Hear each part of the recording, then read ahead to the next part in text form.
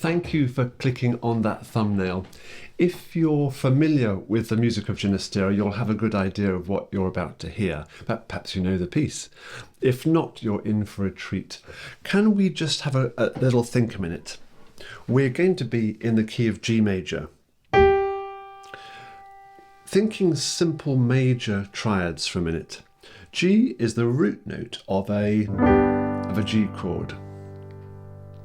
It's the fifth note of a C chord. It's, you know where I'm going, the third note of an E flat chord. So we can create a chord sequence like that, let's keep a G in common with all three chords. G, could go to C, to E flat, back to G. That's quite a good chord sequence. I especially like that shift from the E flat back to the G at the end. But being Ginastera, that's quite good. But being Ginastera, let's just spice it up a little bit. Let's add a bit of seasoning to those chords. So for the G, we're going to add lots of sixths and ninths especially. Let's put that down for the G chord. For the C chord, let's turn it into a dominant seventh chord. Again, we're going to add sixths and ninths and things. It's pretty much a cluster going on there. There's so much going on. And for the E flat, we can do things like that to make the harmony much, much richer.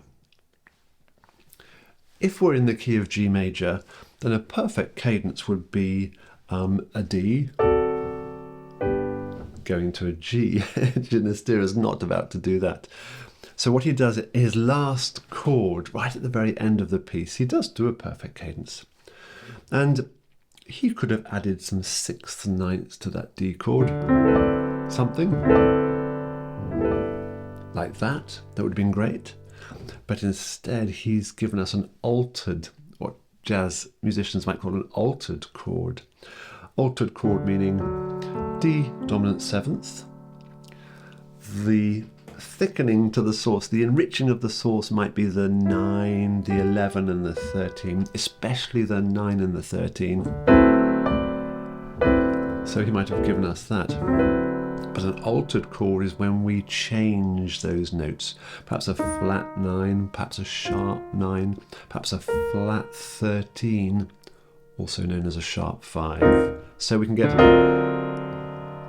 that kind of sound. So listen out for his altered dominant chord at the end of this piece. It's beautifully slow and peaceful and calm. Sempre piano, he marks up at the top.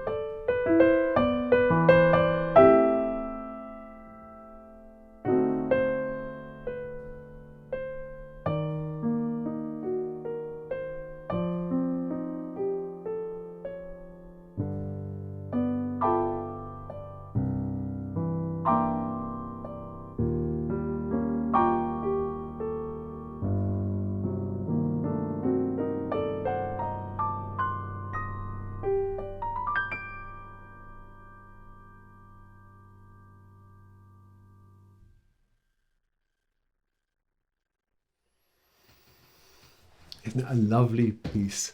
Any link you might need is down below. Thank you for being with me. Take care. Bye-bye for now.